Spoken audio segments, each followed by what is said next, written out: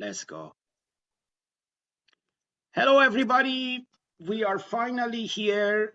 The reason I say finally is because I've been wanting to record a podcast, and for the longest time, like anything, I needed a push to get going. And sometimes I record it and then I listen to it and I deleted it. Then I realized the secret is when you first get started, you don't watch it, you don't listen to it, you just put it up. And in my case, in everything else in my life, I depend so heavily on my good friends. And with this, I needed to get the help of my friends. And I did. And I went to the top of my list. And luckily, I was able to pick the best one. Before I go any farther, I better introduce myself. My name is Anush. I live in Canada. I was born in Iran and I moved to Canada when I was 14 years old. During my short time I lived there, I witnessed the revolution take place. I was very young. I just saw what was going on around me. And then the war broke out with Iran and Iraq, and my family panicked, thinking I'm the only son in the family, and I like to go into the war like many other young people did those days. They made arrangements to send me to Canada, which has been great. And today I was thinking it's not 34 years anymore, it's actually 35 years. So, me being 48 years old, I've been here a long time. But as you can tell by my accent, I'm still extremely Iranian, Persian, and I have a Iranian wife, and I travel to Iran quite often. The first time I went to Iran, I was drafted in the Iranian army, as all boys do over there. If you're not going to school, you have to do your time in the army, or when you finish your school, you have to do your time in the army. And once I finished my army time, I came back to Canada and I started working for a restaurant. The name of that restaurant is Earl's. It's quite famous here in Canada now. They have lots of branches in different parts of the world, but mostly here in Canada. And that's where I met my guests.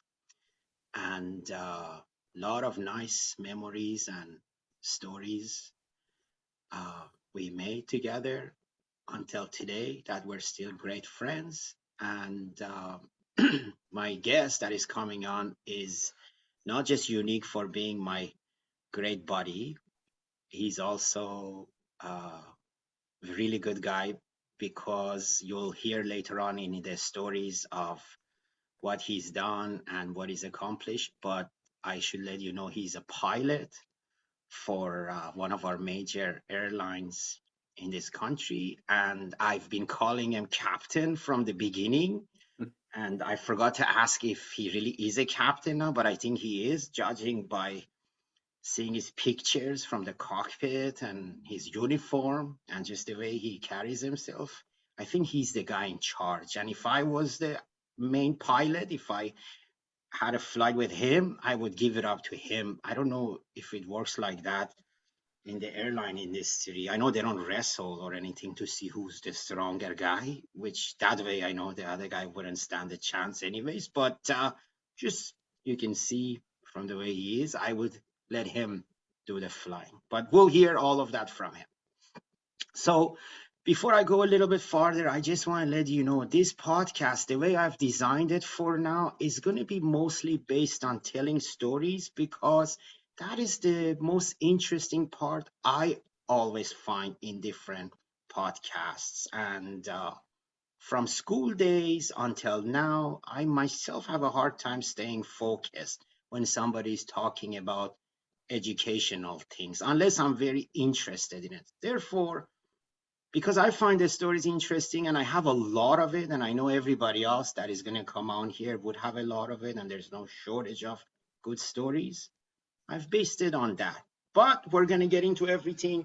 None of this is planned, and I'm not a professional in this. I'm a construction worker. But for so many years, I've been wanting to do this, and I'm glad with the help of my friend, I'm finally able to get it off the ground. But another similarity between myself, my own life, and this podcast is that I don't edit and I don't know how to filter. And I don't want to learn to do it either for now until maybe in the future we decide to change. So, without taking much longer, I like to bring my friend in, Mr. Mark Cary, which I'm gonna know if he is the captain, but I still call him captain anyways. Captain Cary is my guest. He's all the way in Ontario right now, and I am, by the way, based in Vancouver, BC. Welcome to our Professional show today. Hey, thank you, Anush. It's great to be with you. It's again, it's great to see you again. It's always a pleasure when we can get together and have a good chat and a good laugh. So the captain thing, can we sort that out? You're a captain now? I am, yes. Oh, So I've been a captain with the airline that I work for 10 years now. okay. See, I have some questions too for that. I'm sure other people that don't have a pilot family member or friends would have as well. So after all those things happen in September 11, I know, we all learned we have to behave ourselves in the airplanes because before that happened, I've had some angry, crazy moments in the airplane where they told me to just calm down. I know now if you do, they may stop somewhere and let you out. But when does happen, it's the captain that decides if somebody shouldn't be in there, right? You're the one that gets rid of that troublemaker. Is that right? Well, ultimately, if we're en route somewhere and things start to deteriorate in the back of the airplane, ultimately it is the captain's decision. So they will make that final call, and they've got a lot of great resources to kind of pull from. So we have direct and constant communication with our dispatch, and our dispatch then has the ability to contact various different authority policing agencies and whatnot. And so, in conjunction with our dispatch, we can make the best decision. And if we need to divert, we can do that and have the authorities meet the aircraft on arrival. I see. Because I always fascinating how during flights and at the airports people sometimes lose their mind. And for me, I can lose my mind, but when I'm at a gas station or an airport where there's cameras, there's other people watching you, especially in this case, the consequences could be very bad. Yeah. What happens that they go like that? Because I recently, before COVID came, I was at a flight and a guy was losing his mind. And I kept reminding him, this is going to end really badly. And I also kept looking at the flight attendants, thinking, isn't there a marshal online on the aircraft? When at what point does he step in? I know we're not supposed to know who he is and all that, but he didn't step in, and the ladies themselves had to handle that guy. And sure enough, when we arrived, the authorities were waiting for him to greet him. So it's So I've it's had a I've had a few cases over the course of my career flying airplanes, and pre-pandemic, those situations either involved, excessive alcohol or mm, somebody needing to have a cigarette so bad that they oh, basically break the rule and go into the lavatory and light up a cigarette. So, yeah, so I've had a couple cases where we've diverted an aircraft to offload a passenger. Um, but I've also had many cases as well where, it escalated and got quite serious, but not to the point where we felt a diversion was necessary. So we were able to, through just a series of processes, sort of reason with the individual and get them calmed down. Because I mean, that's the last case scenario you want to divert an airplane because things are not good at that point. yeah. So obviously to the point where you've got to have them removed from the aircraft.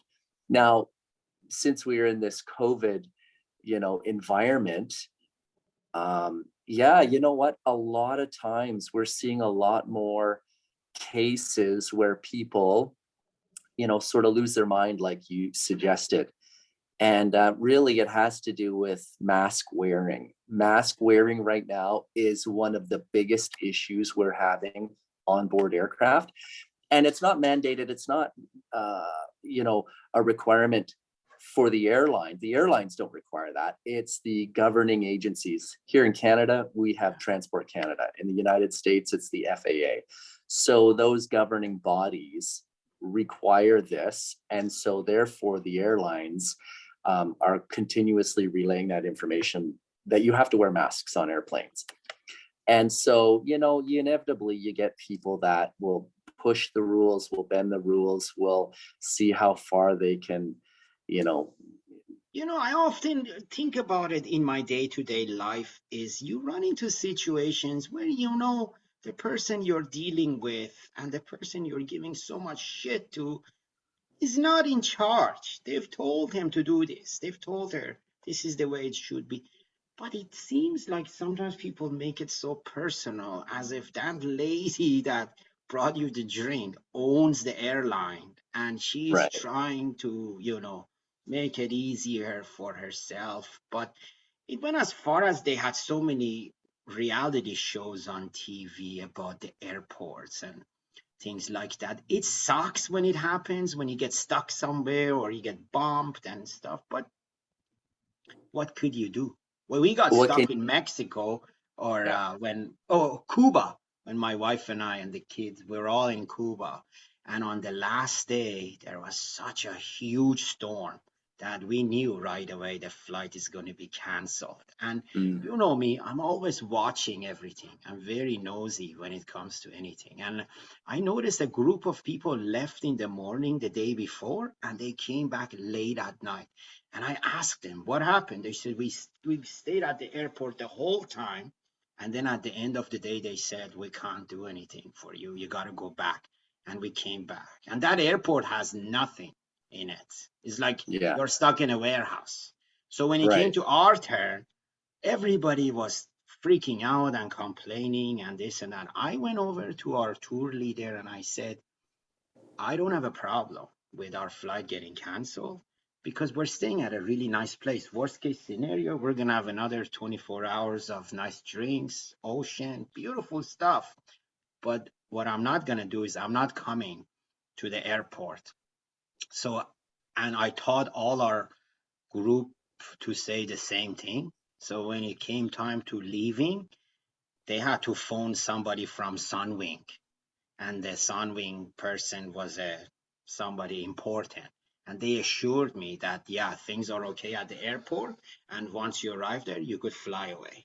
Because I said, if you think you're going to take us out of here so you can check in new guests in our place, and then Hmm. we come back at the day of miserable airport staying there, and then you say, we don't have any room, stay in the lobby, that's not going to happen. And they said, Right. yeah, that's understandable. And that's what we did. But let's change the subject, man. I want to go back to the days when we were all young, 20 years old, 19 years old, working at that crazy place, bunch of young people wanting to party and do all of that. You were always very, very goal oriented. I know because your dad is a retired pilot, so you were exposed to that lifestyle at a very young age. And I knew right away from the get go, that's your dream. That's what you want to do. And while we were working there, you were always a good friend of ours, and we always had a ton of fun. But anytime we were doing crazy things, you were always the person that I wish my son would have a friend like that now that would say, easy. You always say, easy. Don't do this. Let me drive. If we're going to go there, let me drive. And, you wouldn't be doing the drinking or, God forbid, the drugs that were around those days and stuff. And I also, because we became closer and closer all the time, I also witnessed how hard you work to accomplish your dream. Like you said to me many times before, getting the license itself, and all those hours of practicing with scary airplanes was one thing, but getting a job in this industry was really, really difficult. So um, I want you to briefly explain uh, how it was, and how much driving around you had to do in order to land a job. And also, I want to know this too that I don't know from before asking is how did you keep that dream alive for so long? Because I remember it was years of doing that. Yeah. I If you could tell me, that would be great. I want to hear about that, man. I don't I that part I can't think of what it was for you to. You didn't say, I'm going to change my subject, I'm going to change my goal and do something else. It's not worth it, you Yeah, know? yeah. No, that's a great question, Anush. And so, from a young age, I was exposed to the airlines. It was raised in an airline environment, airline family. And so back in those days, my dad could take me to work. And I have, really vivid and fond memories of my dad taking me to work and going and flying to, you know, Calgary and back from Vancouver. Nice. And so I got to sit in the jump seat and just kind of watch at a very young age. And so that really kind of hooked me. That was all I ever wanted to do. And so I knew that at a really, really young age. I was very fortunate. Um, and so everything I did revolved around flying and revolved around airplanes. I remember having model airplanes hanging from my ceiling, pictures of airplanes on my wall in my room. So everything revolved around flying, and I knew that that's what I wanted to do. And so when I graduated high school, I was playing sports and things like that. So I went to university and played a few more years of competitive sports in university. And but I finally got to the point where I knew I wasn't going to go anywhere with athletics, but I still had this dream. I always wanted to fly, and I knew that that was going to be where I was going to land as far as a career was concerned. So I thought, you know what, I'm going to start really seriously pursuing this. So I had a focus and I had a plan in place. And so I started working on my, different levels of licensing, starting with a recreational or a private license. And then I eventually got a commercial license. And then I eventually got a multi-engine license, so I could fly an airplane that had more than one engine. And then I got my license so I could fly on instruments only in the clouds. And so when I accomplished all of that licensing, um, which was very structured. Again, it's kind of like school. You're going to the airports, you're doing your flights, you're flying lessons, you're studying. So I was very, very structured and very focused on that. But once I got all of that complete and I had my government of Canada license to make myself employable, that's where the difficult part kind of entered the scene. And I kind of knew that. I had an idea. I didn't have any contacts in the industry. My dad was so far into the airline side of things and had been for so many years that I didn't have any contacts on the entry level side of the industry. And being in Vancouver, living in Vancouver, which is probably one of the most premier places in Canada to live, all the pilots were wanting to be in Vancouver. So it's very difficult to get a start in a place like Vancouver. So my idea was to basically get in my car and drive across Canada and take my time and go to every sort of ma and pa airline in Canada and see if I could land a job. And so I spent 4 months living out of the trunk of my car and just driving across Canada, taking my time. And it was typically through the northern regions of Canada. So northern BC, northern Alberta, northern Saskatchewan. And really just trying to land that first job. And, make myself marketable. And that was really the hardest part, because I did it in the fall. So I started on that journey in, late September, early October, and which is typically not the most successful time of the year to be landing your first job. Those jobs are typically available in the springtime, but I didn't want to spend a winter sitting idle, and I wanted to get this process going. So I started driving across And Canada. how And many kilometers did you put on that old Honda Accord you took? well, I don't When you remember brought it exactly. back, I think it was close to becoming zero again.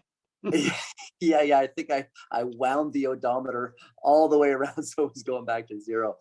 But Canada, I'm guessing kilometer wise, you're probably looking at about 4,000 kilometers, 4,500 kilometers from one coast to the other. And then when I got to the East Coast, I did a big tour through all of the East Coast. You got to think too, every place I went to, it was either a door slammed in my face, or I'm sorry, we're not hiring, or, maybe come back in the spring, Yeah. things like that. Those were the typical responses I got. And so I spent a little bit of time in Eastern Canada, and again, nothing happened. And then I got a call from a company back in Vancouver. And I'll kid you not, after 4 months and finally getting this phone call, I literally would have done anything for this job. And so I made it clear to them, um, I want to come for this interview. This is my big break. And so I let them know that I was in Eastern Canada. I would be driving across the country for this interview. And they made it very clear that, yes, please come to this interview. Be a great opportunity. And so I was excited. So my dad and I got in this vehicle and drove all the way across Canada. It's straight. We stopped, at about the midway point in Winnipeg, Manitoba. We had a shower, got cleaned up, but aside from that, we drove 24/7, and it took us approximately 48 hours to drive all the way across Canada. And so I showed up to this interview, Anush. And the funny thing is, looking back now, at the time, I was absolutely devastated. But the funny thing is there were 9 other people being Oh, interviewed for this one job. And I didn't know that when I left Eastern Canada. I thought I was the only one being interviewed. They basically just wanted an interview to make sure I was normal. But there were 9 other people being interviewed for this one position. And needless to say, I didn't get the job. dang. Um, and that was probably, I went from being on a high to really, going back to a low again, and sort of having to start over again back in Vancouver. But that's where things got really, really interesting for me. And then you, after that, when you first got hired, I remember, well, we got to remind people those days there was no social media, there was no smartphone or anything like that. So you would get the odd phone call or once in a while write a letter or something. But all I knew is you said to me, "Oh, buddy, where I work here right now, you wouldn't want to be here. It's so hard. And not just that I fly, I also clean the plane. I'm the flight attendant, I'm the mechanic, I'm everything." Yeah. And So I was so let imagining, what is it, a camp in Vietnam? Where is it? yeah, let me speak to that a little bit. So after traveling across Canada and ending up back in Vancouver, where I'd started from, and no job, the only place really in Canada that I'd never really been to was the Canadian Arctic, or the North. And so I jumped on an airplane from Vancouver and flew up to this community called Yellowknife. This community has a population of about 25,000 people. And but there's a lot of airlines that basically, from Yellowknife, they will feed northern communities that don't have road access. So they provide fuel, food. They're the only source of transportation. And so there's a lot of airlines in Yellowknife that provide these kind of services to the northern communities. And so I was up there for 48 hours and spoke to all the companies that I needed to speak to. And then I got back on an airplane and flew back to Vancouver. And so when I got back to Vancouver after that trip to Yellowknife, still no job, I thought, you know what, my credit card is maxed out. I need to go back to the restaurant where we met and work to make some money again. I'm desperate. And so I called the restaurant up and they were gracious enough to give me a start date the following week. And so I was, happy to be going back into the workforce again. And then I got a call from one of these companies literally days before I was about to show up for that first shift back at Earl's. And they said, listen, Mark, you were just here. You were the last guy through town. We just had a guy leave town and there's a job available if you want it. It's yours. Wow. And I was like, yes, absolutely. I do want it. And they said, well, how soon can you be here? And I said, well, I'll start packing my car now. I can be there it's going to take me 2 days to drive now. And so they said, please, yeah, come on up and we'll see you when you get here. And the rest is history. Wow. See, this is the kind of job that it's so hard to actually land the job. Like you could do, it's like an actor, like some type of other entertain, like even athletes that you were talking about. It's you almost need that lucky break, even though you've done everything. But let's go back a little bit before that because there are some funny, interesting stories in there that I was involved in. Um, for one thing, is that you have to put in certain amount of flying to get your license, obviously. And a lot of times you didn't want to do that alone. So you would invite us to come along with you.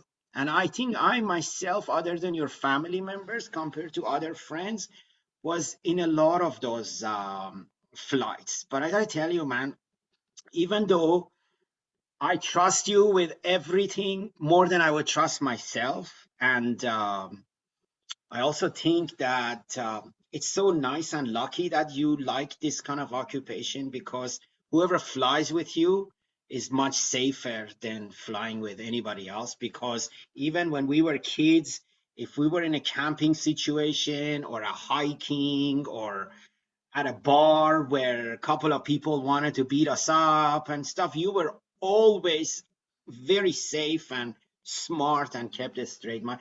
And like one time I remember we're in Whistler and there was a couple of people in that bar for some reason kept shaking the floor and we were playing pool and the balls were moving. My first instinct was I should go over there and stick that pool stick in his throat. But you handled it really well, where they apologized to us at the end. And they didn't do that from being scared, they did that from being embarrassed and stuff. But what I want to say is, like, even though I had a lot of trust in you, getting in those airplanes was really scary because you would only see a propeller in the front going. It didn't look like it's going really fast. And the plane was old. It was the ones you would see on TV during the World War II.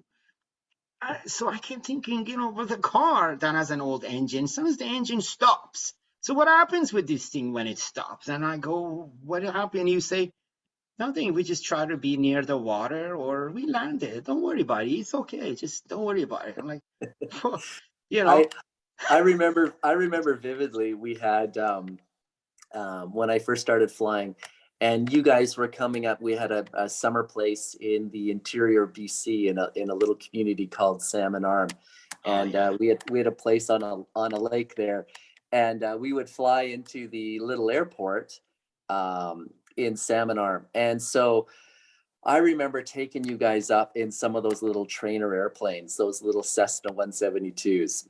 And those yeah, things were built probably back in the 60s and 70s. But yeah. I remember taking you guys being so excited, that I had this license and now I could take passengers up. So you guys were my guinea pigs, but I was able to take you guys Don't up and go. forget to don't mention this. For months, you were saying to me, when you come to Salmon Arm, I have a huge surprise for you. And Oh I yeah. guessed everything but the airplane because that was our first time on the airplane. And Yeah. and I brought a friend too. I brought an Iranian friend with me that guy was always scared. Even on the ground, he was scared. He was a paranoid. I think he might be getting help for his paranoia now. That's how bad it was. Him and his Yeah. Yeah. entire family were always very scared. And that was the surprise. But keep going. So I got you guys out to the airport, and I had the airplane all ready to go. And so anyway, I remember you guys jumping in the airplane, and we just went for a little local flight around the area. And I remember that question came up, and you guys asked, what if this engine quits, or what if that propeller stops spinning? And I think I made the smart remark about, well, don't worry, there's a parachute in the back, and all you got to do is grab the parachute, put it on, and bail out the door, and you'll be okay. We kept So looking for it. I, which never existed, and so I remember just the look on your guys' face when you realized that I was really actually kind of And the pulling your other leg. thing you pulled, I don't know if you remember, you said, "Have you ever seen? Do you want me to make a loony float, a coin? Do you want me to let it float?" And we Yeah, said, yeah, "Yeah, sure, do it." We had no idea what was involved. You made that float, and we all floated because you went up and then you went down. And as you were yeah, yeah, going yeah. down, the loony floated, and I floated too. I was almost at the ceiling. But I kept thinking, God, is this going to come back up? Because we're going towards the ground. But then it came back up and it was Yeah, really cool. But yeah, I want to share a memory is that when I was 21, my dad passed away. And someone that supported me just as much as my family, and if not more, was Mark. And anyhow, during one of those trips that I had those days, many times I would be in Iran for 6 months. I would be in Canada for 6 months. I would look after my mom's problems. Then I would come to Canada and make some money so I could take dollars over there and solve some of our problems and stuff like that. You were always very helpful. But if I get into that, that's going to be a few hours of talk time. But during one of those trips, I landed in Vancouver and I was very miserable because I had a very tough trip in Iran and I was coming back to Canada with literally no money, no house, no car, nothing. And you picked me up at the airport and you said, "Well, what's your plan for these days?" I said, "I don't know. I got to get a job. I got to work." And you said, "Well, my dad and I were taking a trip to Calgary. Do you want to come with us?" And I said, "No, it's okay. I don't feel like doing anything. I'm more than anything, I'm nervous." You're like, "No, come, buddy. This is going to help. You're going to feel great. Come. And I thought, okay, let's do it. But I thought we're going to the Richmond real airport, taking an Air Canada flight and stuff. Because your dad, I knew you guys always get good deals on tickets and stuff. And that's what I thought you really meant. But we went to Abbotsford and got into one of these scary airplanes again. And your dad kept saying to me, "Make sure you bring a bottle." And I go, "What bottle? Are we going to drink? They don't drink." But the bottle was supposed to be for your washroom needs. And which I realized he wasn't joking. You do need it. So we flew from Vancouver to Salmon Arm and we stopped there. We went and saw your grandpa. Really yeah. good guy. God bless his soul. He was really, really nice man and looks so much like you and your father as well. And then from there, we were going to go straight to Calgary when the storm came in, right? Am I right or wrong? I just Yeah. remember it being really scary and I saw some scenery that not many people get to see. For one thing, you have to realize that they were wearing their headphones, father and son, sitting in the front. I'm sitting in the back. And we went into a huge storm and we were around the Rocky Mountains. And at one point, your dad looked at me and said, "We're supposed to go above the mountains, but I think it's too risky. We may go around it. If you're wondering, that's what we're fighting about." Because I couldn't hear you. And I said, "Oh, okay, that's fine." And then things got really rough because with every wind, this airplane would go this way, then would go that way, then would go up, then it would go down. And I don't know how I didn't throw up or anything. Like I was probably so scared None of my body worked normal. And you two were arguing later on, I found out, but I was thinking, we're crashing. That's why they're doing that. So I'm sitting in the back going, Bismillah ar-Rahman ar-Rahim, Alhamdulillah, I'm saying my prayers, thinking, this is it. This is it. I shouldn't have got into the airplane with these crazy people. What was I thinking? And then, to make it worse, the engine did really have a problem. So Oh, we ended up landing in that beautiful town or village, or I don't know what it was, Drayton Valley. By then I was in so much shock, I couldn't really remember surrounding, but I know it was like minus 27 degrees. And the lady that picked us up, was that your grandma or was it a family friend? It was a yeah, sweet, it was family. oh, it was Yeah, a sweet lady. She was wearing a t-shirt because the sun had come out. We're freezing, and we ended up staying there, and then they found out that the airplane has a major problem and needs a new engine, or needs a new engine, or a whole engine repair. And yeah, you and I ended up flying with a regular airplane back to Vancouver. yeah, But holy, was that ever?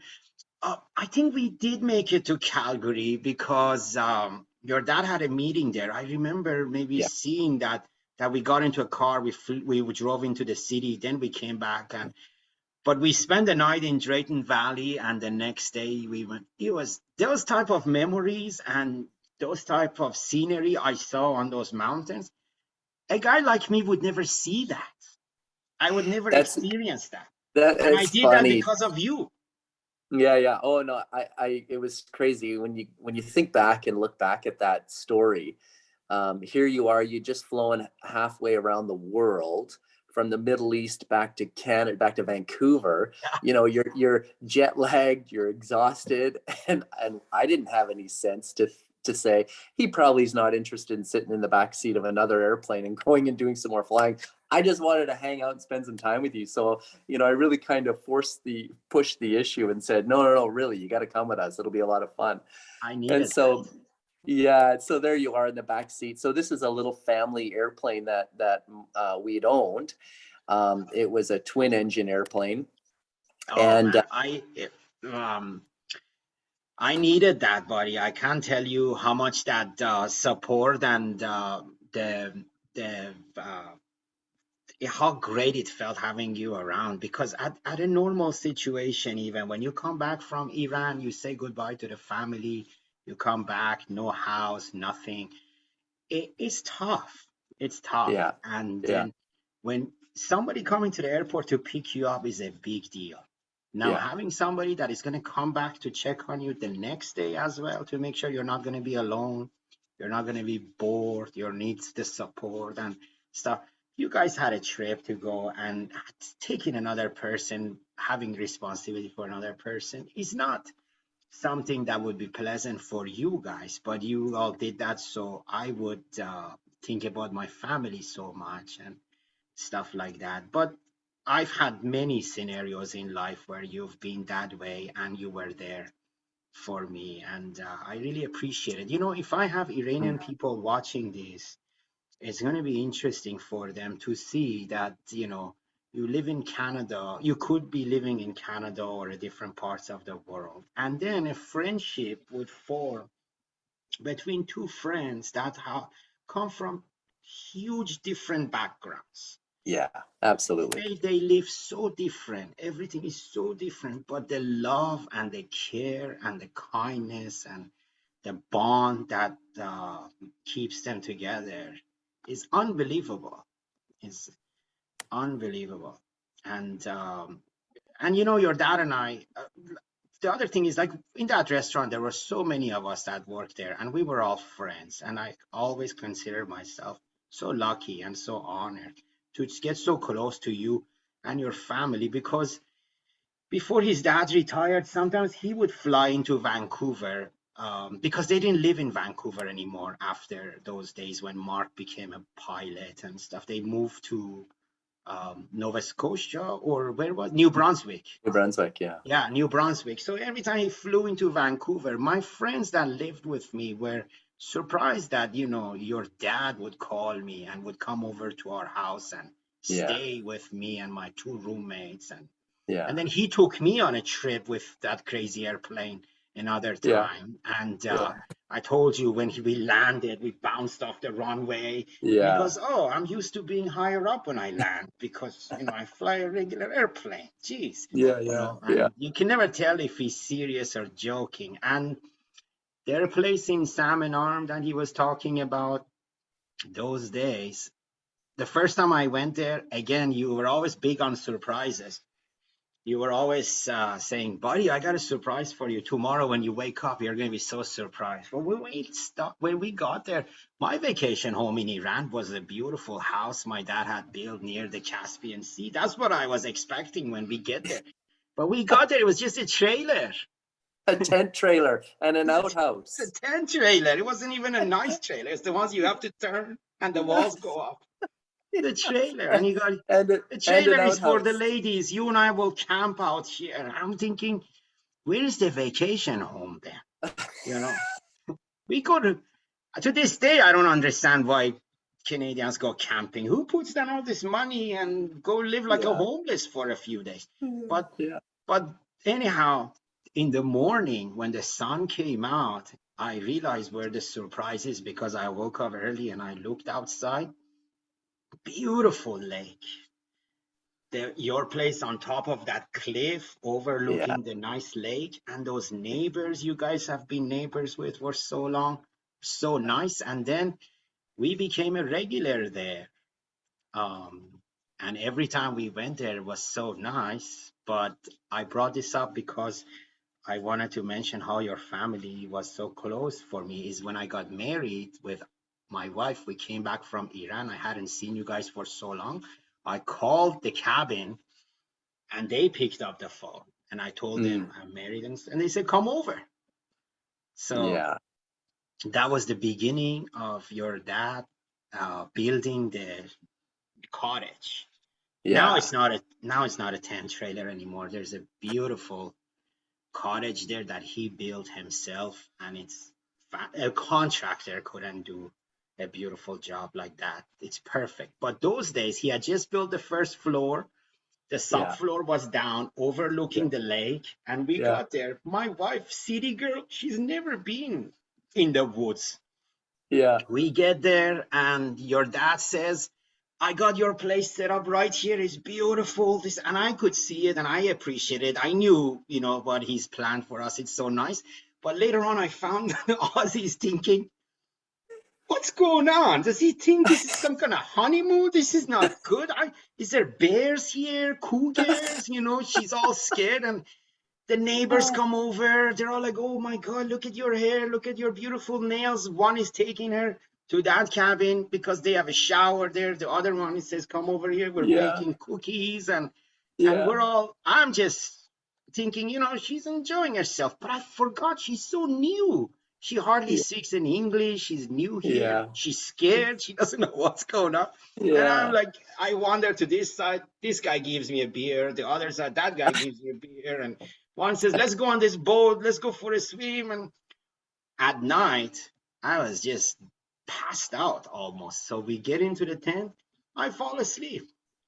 The next day I wake up and I see Kazi. It doesn't seem like she's in a good mood. I go, "Did you have a good sleep?" She goes, "No, I didn't sleep at all."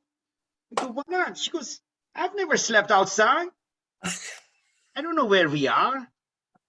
Any sound, any leaf Yeah. moved outside, I got scared and I try to wake you up. You want to wake up. I go, "Oh, when I'm outside in this, I fall asleep." She goes, I "I don't like sleep. it." She goes, "You told me there's cougars here." I go, "No, no, not in this area." And she goes, "One of the neighbors said there is cougars and bears." And I go, "I know, but," and then I realized, this isn't the way you take out Yeah. a Yeah. city girl for the first time. And Oh my goodness. I can only imagine too, because I remember what it was like during those days.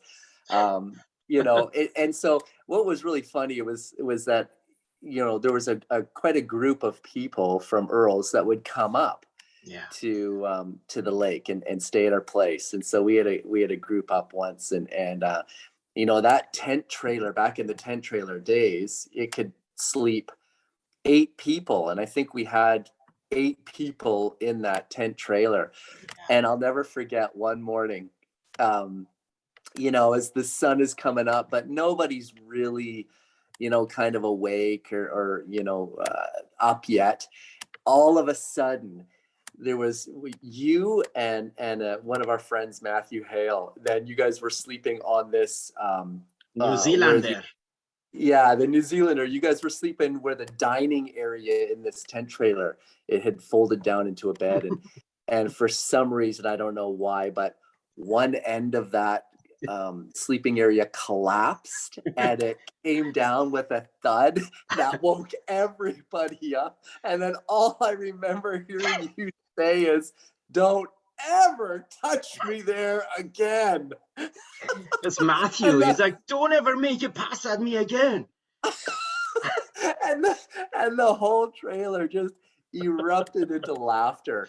It was funny, A but lot of crazy things happen in that place. Like I remember one time somebody handed me a pistol, a pellet gun that worked with one of these capsules, and those things are not accurate at all. And I was sitting by the fire and I looked up on the trees and I just fired one into the tree and a little bird fell.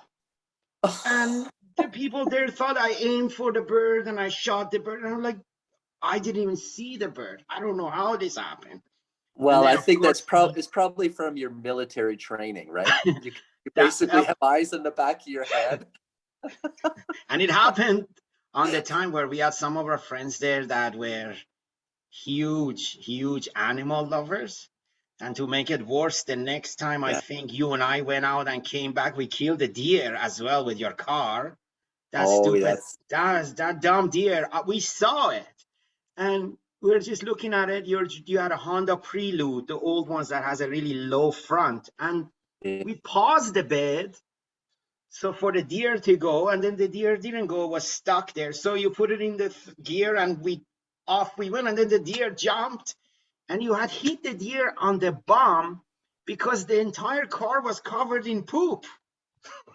Yeah, so I hit that deer at the front end of the front quarter panel, and when I hit the deer spun. It caused the deer to spin, and as the deer spun, its butt must have hit my mirror where my mirror juts out. So the deer got like an enema, and from there it just kind of, I don't know, just because from the mirror back, And it I was was thinking, buddy, if we have a knife, this thing is dead anyways. We should cut it up and grab some of the good parts and stuff. And you're like, oh my God, so and so is going to kill us. Do you know? Like, and I kept saying, Mark killed Bambi. Mark, Mark killed Bambi. And then they're like, was the deer okay? Did it suffer? I go, oh, no, no, no, no. no, I no, made no, sure no. Mark backed up and ran it over again so it wouldn't suffer. They're like, oh my God, how could you do that?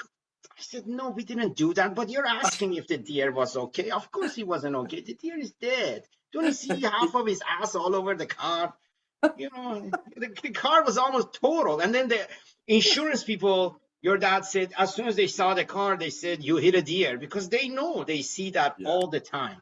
And yeah, yeah. ever since then, all these years later, being 30 years later, every time I'm driving, if I see any signs of deer and all that, I slow down right away. I'm scared Yeah. because I know that sound it made was so loud. But it's Canada, like chances of hitting animals right in the middle of Langley one time I went over a school of raccoons. But the Oh, thing is, raccoons, you can't see them in the dark. They're made to hide in at nighttime. So I just felt my truck going up and down, and then I stopped. It was a massacre of raccoons. I don't know why they didn't run away. You know, they could see yeah. me. I had fog lights. I think it's a rite of passage when you're in Canada. You at some point, it's not a matter of if, it's just a matter of when you are going to hit some sort of animal in a vehicle, and just hope to goodness it's not a moose. Moose are the worst to hit because they basically, if you take the legs of a moose out, their body comes down onto the cab of the vehicle, and you could potentially, even die from an Exactly. accident like that. But deer and anything kind of smaller, yeah, you're gonna hit those. On the on the island where I work from time to time here. It's called Galliano Island. It's a beautiful place, but they have a lot of deers there, and Yeah. they don't have anything there that eats the deer. So it's so many of them. When you get Yeah. there late at night off the ferry, that road you drive is already a pretty scary road, and you keep seeing deer after deer. Even all the people, their vegetables, all of those get eaten by the deers. And the contractor I work with, he's one of those hunters I call murderers, animal murderers. He was saying, if they give me a contract here, I come over and in 2 days, me and my sons will take this population down by 50%. Yeah. I goes, you're a military man. You could help us out. I said, not, no, I can't. Yeah. I was a military man, but I don't like hunting. Is not my thing. It used to be a little bit, but Yeah. no, not anymore. It's so much work, so much blood. I can't do it. And I know meat, so much meat isn't good for you anyways. Maybe those days when we worked at Earl's where we'd be on the cooking line and you were lifting weights all the time and all that, your body needed it. And I was the grill man. So if an order would go wrong, would be a big salmon steak.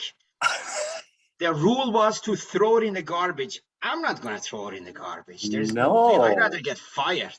So I would get a paper towel and I would put that salmon in there and Oh, wrap it up. And then I would go to the back and hide it somewhere. And I say, yeah.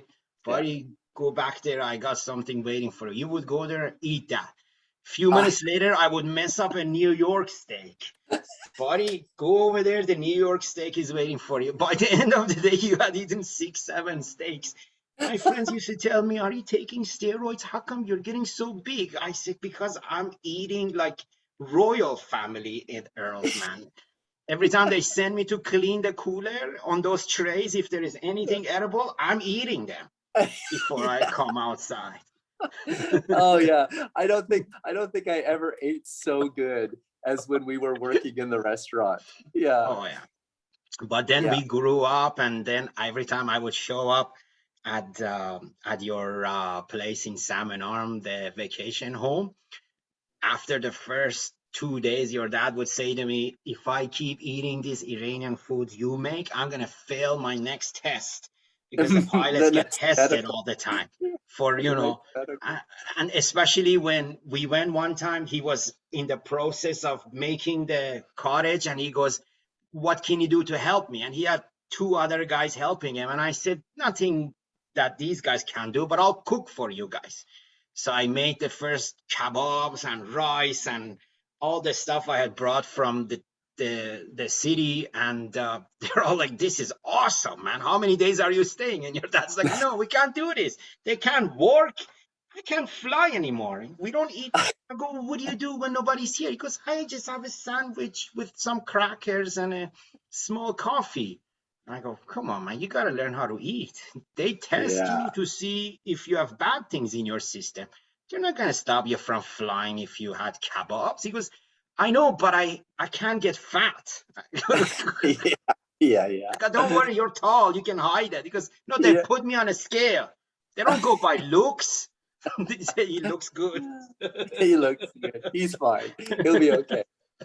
I remember going back to Earl's. I remember I've got great memories of my very last night working at Earl's.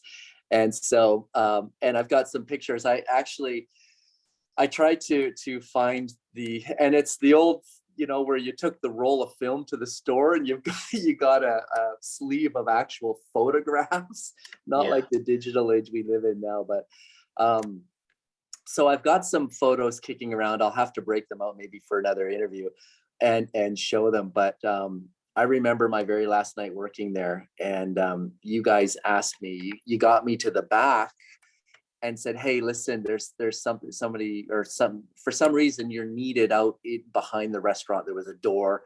And so anyway, just go out there. And so I opened the door and I went out, and you guys, all the kitchen staff, or a lot of them, were back there, and you guys were you got me with everything that under the sun, from syrups to eggs to flour to, I was just from head to toe.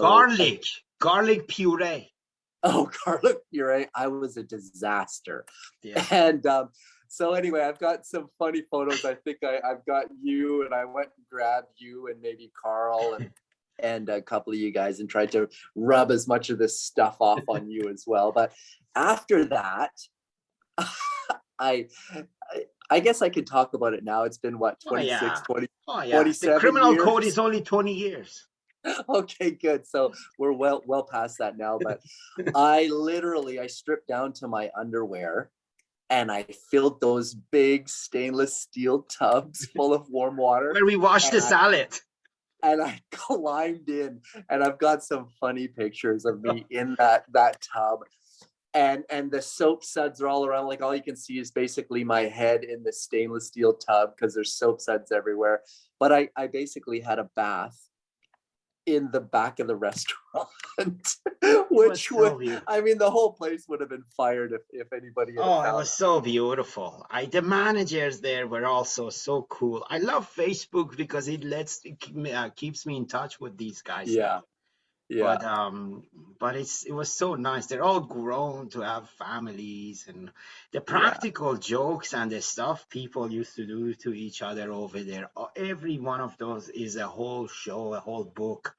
It yeah, was so nice. My plan for this whole thing is that just like whenever I call one of my old friends and we talk for a long time and we have lots of laughs, I like to do it here with COVID. The toughest thing that was bothering me was I wasn't able to see my friends, and I finally said, yeah, seeing each other in the camera on FaceTime and all that is the next best thing because you know, I've been here a long time, but I'm still really old school. Like I didn't like messaging on text messaging for birthdays. I always kept saying you gotta phone and or you gotta go visit the person. But yeah, now I'm getting older and more mature, realizing, come on, seeing your friend on this thing is nicer than not seeing him. And we yeah. can't see each other right now. So, and I hope we are able to bring people in one by one. But the name of our podcast being that Persian flavored stories, sometimes the flavor is just going to be myself with my Persian accent, but the story has nothing to do with Iran and stuff. And I am I'm hoping we're always going to be able to include a really good story in there. And with you, my friend, we have a home run, I think. I don't get enough of hearing and talking about this, and we haven't talked about it for a really long time. Um, the only part I'm going to get into is that during one of those trips that I talked about, that I used to go to Iran for long times at a time, right after my dad had passed away, I once received a call from my friend, the paranoid guy that we had him on the plane that was so scared, and he said, I saw your friend Mark on TV the other night, but by the time I paid attention, it was over. But I could see that he was on some kind of kamikaze trip. And I go, what? Kamikaze trip? Mission? What? He goes, yeah, I know. All I heard was it's just very dangerous. And I think they're okay. And I got really scared. And I called to Canada, and because you weren't in town, I couldn't find you. There was no cell phones then and stuff. And I called one of our mutual friends, and he said, "Oh yeah, they're fine. You'll hear all about it when you get back." And phones were really expensive then too. He didn't explain everything, but and then I came back, and then I saw the rerun on the Canadian broadcasting, like CBC and stuff. So I want you to tell the story again. And believe it or not, I myself never heard it properly from you either. So I like you to share it with myself and my audience and future audience and stuff, whoever it is, to because it's important. It's really important, and we can't end the cast without a nice home run story. And this is really good. Go ahead, buddy. So in 2001, I was flying for a company, flying these little airplanes, And we would fly these airplanes all over the world. And one of the places that we would fly these airplanes was in the continent of Antarctica. And so I was first exposed to flying in Antarctica in 1999. I did my first trip there, and we'd go down during the Antarctic summertime. So it was 24 hours of daylight. You know, the temperatures sometimes would get above 0 degrees Celsius, you know, like maybe if it was up to 5 or 10 degrees Celsius along the coastal regions, you know, that was a nice day. And so I'd spend 4 months basically supporting a research station. At that time, I was supporting the Italian research stations during the summer months. And so I was exposed to this in 1999. I went back again in 2000 and then again in 2001. And so been my third trip to Antarctica. So I'm starting to gain some experience flying down there. And when we returned to Canada at the end of February 2001, basically I took a couple weeks off and then went right back into a rotation up in the Canadian Arctic. And so I'm on rotation now up in the Canadian Arctic in the city of or the town of Iqaluit, flying up there.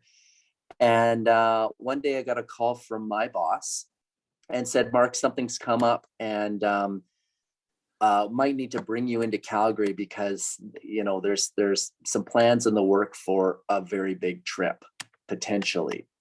And you know, would you be interested in if we brought you into Calgary to help us with this? And I said, yeah, absolutely. But I didn't really have a lot of details.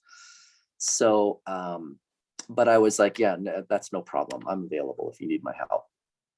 So literally within the week, I got another call from my boss again and said, we've been given the green light and we're moving forward with this trip. Essentially what's happened was, at the end of February, every year, all the airplanes would leave Antarctica and return back to their respective countries as Antarctica transitioned into their winter season, which would be, you know, 6 to 7 long months of essentially, you know, 24 hours of darkness. It's that long? Very, It's 6 months?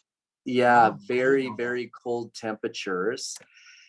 And so, you know, there would just be a handful of people left at these bases to basically keep the stations running throughout the winter time until the next summer season and flying resumes again. Right. And so at the South Pole, there would be on average about 50 people that would stay the entire winter. So when the last of the airplanes leave the South Pole in February, those people would remain there until October. Wow. You know, so they were called winter overs, Hmm. and that's the kind of the nickname that we had given them. And it was a little bit of a rite of passage too. If you could stay in one of these bases for an entire winter, you know, it was like a rite of passage. And one of the 50 people at this South Pole station happened to be a medical doctor. And that was their responsibility, just to make sure everybody else there remained healthy I throughout see. this winter over period. And so I had returned back to Canada in February and on a rotation. And then all of a sudden, it must have been about late April, that is when the company that I was working for at the time got this call because the medical doctor at the South Pole developed pancreatitis. And Oh, it's, you know, it's curable with a simple day surgery. But when you're at the South Pole, the very bottom of yeah. the world, simple day surgery is not a possibility. No. So all of a sudden now this turned into a medical evacuation. And because the South Pole Station is an American run base, the Americans were trying to use their own resources to evacuate this individual out of the South Pole. And so they contacted the Air National Guard, who are the only other people in the world essentially that fly airplanes in and out of the South Pole, other than the Mm. company that I used to work for. So the Air National Guard dispatched several aircraft and hundreds of people from New York City. They flew to Hawaii. And then from Hawaii, they were going to go down to Christchurch, New Zealand, and stage this rescue operation out of Christchurch, New Zealand. Well, they got as far as Hawaii, but the temperatures at the South Pole had plummeted to levels that their aircraft were unable to operate in. And so the Air National Guard basically pulled the plug, said, unfortunately, we can't continue. And so we were kind of on a backup or ready standby to fill in if the Air National Guard couldn't do it. And that's what happened. So next thing I know, I found myself on an airplane from Iqaluit to Calgary. I was there for about 3 or 4 days, just getting the final preparations of these little tiny airplanes ready to take them down to the South Pole to pull off this But rescue mission. before you go, I have a question. Like, because I was in the army, when they would give us an order to do something where we knew chances of coming back alive is low, we couldn't question it. We had to do it. If you Yeah. did question it, you couldn't live with the consequences. But you were a civilian. You weren't in the military. Yeah, we're So civilian. they gave you the option whether you want to do it or not. And I know you're honored if they chosen you out of all those other pilots, which I could see why they would do that. But you accepted to do it. Absolutely. I was asked if I would be a part of the team. You know, I was honored to be a part of the team. And also, I think for the sake of the challenge, you know, I was always up for a challenge. And so I think just the sheer challenge of it, to be able to pull something off like that and to work through just such incredible adversity to be successful at something like that was a real honor and challenge for me. So that's the reason why I accepted to be a part of the team. What did you discuss it with your father? I think I more mentioned it to him. I don't know that I discussed it. I just kind of said, hey, listen, I'm on my way to the South Pole. We're going to go rescue a doctor who's never been done before, and pray for me. Yeah. And I think that my mom and dad probably, you know, went into shock maybe a little bit. Parents get scared. I know they have very strong beliefs in prayers and in their son, but still, as a parent, you're scared if your son is going to go down a skate jump. When they tell you the American National Guard said we can't do it, you get worried. And then what happened? So we spent a couple days just getting 2 airplanes ready, and then we basically took 5 days and flew 2 small Twin Otter aircraft from Calgary down to Punta Arenas, Chile. And from Punta Arenas, which is the very bottom southern tip of South America, we crossed over the Drake Passage. That's a really, really wild body of water that separates South America from Antarctica. And we landed at a British base called Rothera. And from this British base, we basically were able to transition the aircraft now into a winter operation aircraft. So we took the wheels off of the airplane that we would use to fly the airplane to that point. So we took these wheels off and we put skis on. And these skis, just imagine, they're just like massive snowboards on this airplane. And so we were able to put skis on the airplane. Because the remainder of this trip down to the South Pole, there's just one leg left, and it's the big risky leg from Rothera to the South Pole. It's all going to be done on skis, essentially. So we transitioned the airplane onto skis. We had all kinds of fuel in big bladders inside the fuselage of the airplane for additional range. And the final flight was from Rothera to the South Pole was 1,452 nautical miles. I'm going to guess that's about 3,000 kilometers. Yeah. So when you transition that to, it's maybe just over 3,000 kilometers one way.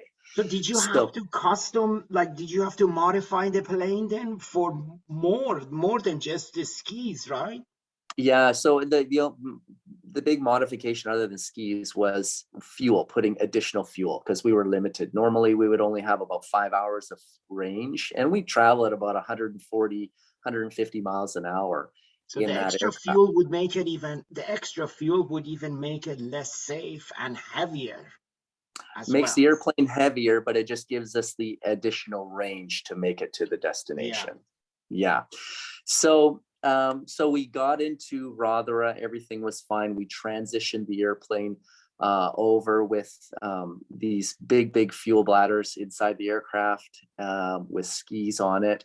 We had survival gear, and basically one airplane was to remain in Rothera as a backup or a spare airplane, and the primary airplane was going to go down to the South Pole and back.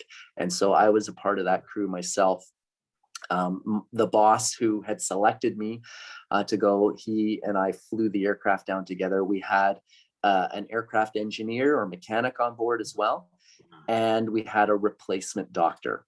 So the four of us, we were in Rothera maybe 2 days before we had a window of weather. We wanted a basically a 36-hour window of reasonable weather that we could fly down and know that we were not going to get stuck because of weather down there, and return safely. So so that took about 2 days to finally get that window we were looking for. And then when we had that, we got in the airplanes, we took off, and it was just over 10 hours one 10 way. hours. 10 hours one way, Wow. I over the thought like, I Transantarctic kept Mountain. thinking it must have been a lot closer from that No, last stop you made to go 10 hours. 10 Wow. hours. So you're basically going from the coastal region. So we left, there's a little skinny piece of land that kind of jets up towards South America. And Right. um, that's where Rothera is. So from there to the very center of Antarctica, it was took just over 10 hours for us one way. So, and it was primarily done all in darkness. We left Rothera, and it was twilight, and really just a couple hours into the flight, it was black. The That South Pole plane, was sorry, that plane didn't have a washroom either, I'm guessing, right? no. We had lots of bottles.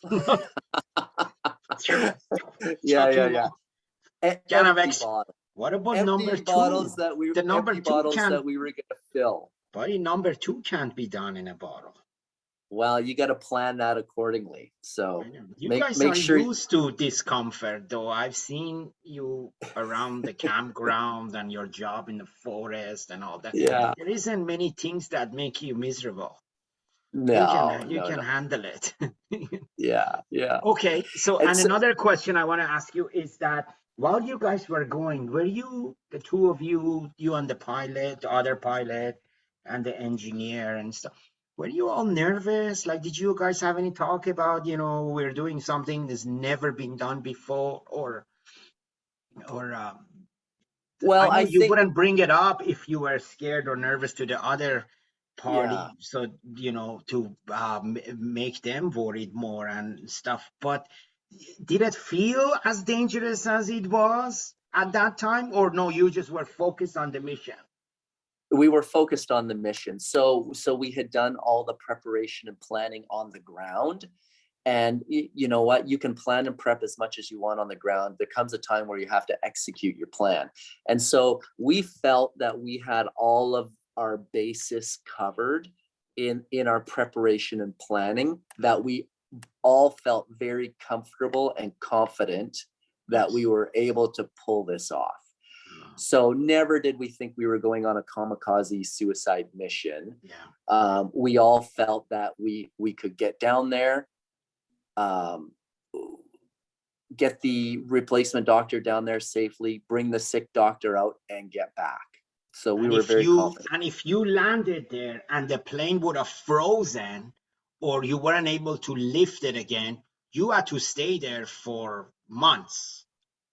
Yeah, looking basically at 6 months. Yeah, Oh yeah. my So I'll get to that. So we took off out of Rothera, and finally we were making our way to the South Pole. And about 10 hours into the flight, we started to get the glow of the lights of the base, and it's just a really small base, just a couple outbuildings there. And so we started to get the glow about 10-15 miles away from the base. And the South Pole, the elevation there, this is all ice and snow, is 9,300 feet. So, and it's flat. So by the time you get to the South Pole, it's flat, but the elevation in ice and snow is 9,300 feet. So, yeah, so it's not you're not landing at an airport, it's not a traditional airport. It's just a skiway. And so basically, then there's no way when we're flying there in the summertime, it's daylight constantly, 24 hours a day. So it doesn't matter when you land, you can always see because it's daylight. But at nighttime in the winter, and this is the first time this had ever been accomplished or even attempted to be accomplished. Yeah.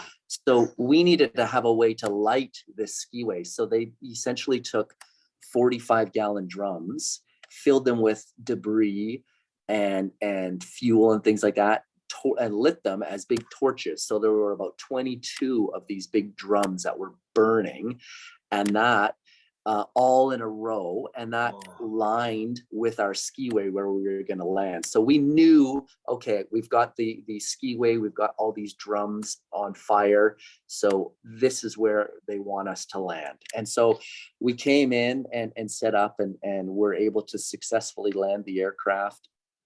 And we shut it down. When I first got out of the airplane, this is something that sticks with me very vividly, even to this day.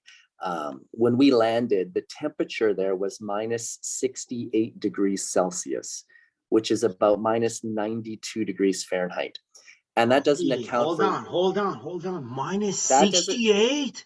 That doesn't account for wind chill factor either. So there was about 5 to 7 knots of wind on top of that, which makes it colder to the skin.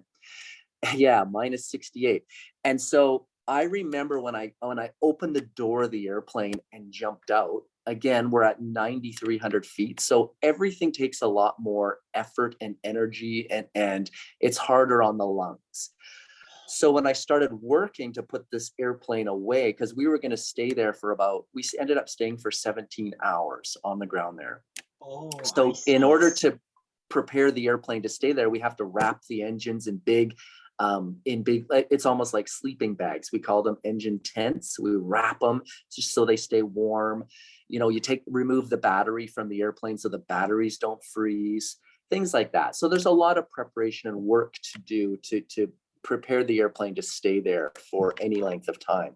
And so while I'm working, I open the door, and that first breath of air into my lungs was a shock, because I wasn't expecting, I'd never experienced anything like that in my life.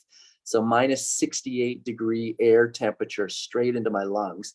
And so even after I got back to Canada, and in the weeks afterwards, I remember, having chest and lung issues. I could still feel it in my chest and lungs. So, but we stayed on the ground for 17 hours. We tried to get a little bit of rest. We were fed. They took good care of us. And then we spent about 4 to 5 hours preparing the airplane to depart.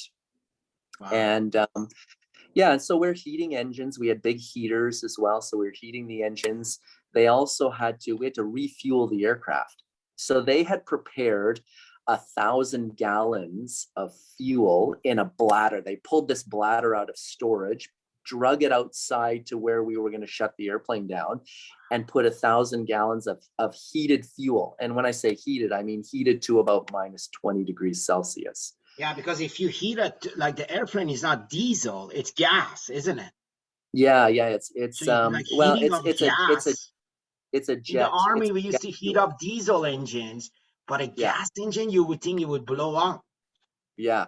So they heated it up to minus 20 degrees Celsius for us, because that fuel at minus, I think it's minus 46 or minus 47 degrees Celsius, it starts to gel. And so we didn't want, and it was minus 68 there. So we don't want this fuel to gel. We need to be able to pump it liquid form into the aircraft and burn it in order to get back to Rotherham, this British base. So the fuel was heated to -20. We pumped it onto the aircraft, and we got ready. And again, 4 to 5 hours to prepare the airplane just to do this departure. And so we got everybody loaded up. We were all ready to go, and we started the airplane up. And then we went to go apply power to start moving to go to where we're going to do our takeoff. And we're not moving. We're not moving. So we had more power and more power and more power, to the point where we had maximum power on the airplane and we were stuck. What? So there were these moments of, oh my goodness, we're not getting out of here. 6 months. So I'm thinking, 6 months at my daily pay rate, well, this is going to be really lucrative. Being stuck at the South Pole, I'm gonna make all kinds of money here. This is actually really not too bad. But the Of course, the doctor is sick. Well, whatever. You're You know just what? we're gonna do the surgery ourselves. It's okay. We'll figure it out. So anyway, at this point, I'm just seeing dollar signs kind of like adding up, going, "Wow, this is gonna be great." But no, I'm just kidding. But so we shut the airplane down, and there's a few little tricks of the trade that we do when we find that our skis are frozen to the snow or ice surface. So we got one of these piston bullies. Piston bullies it's like a tracked vehicle that would be used to groom a ski hill. And so we got one of those vehicles backed up to one of the wingtips of the airplane. We started the airplane back up again, and I was out there on this piston bully, rocking the wingtip of the airplane. And because basically you want to try and get the airplane into this motion where it shifts the weight from one ski to the other ski with power applied. Hopefully that will break you free. Yeah, from being frozen, the skis being frozen to the snow. Wow. And so ultimately it worked. I was able to get back in the airplane, and then so we taxied out for our departure run. And at the South Pole, the skiway there they had prepared about 7,000 feet of skiway for us. So beyond that, the normal ski strip there in the summertime is a 14,000 foot skiway. But when we came in wintertime, the ski strip had drifted over.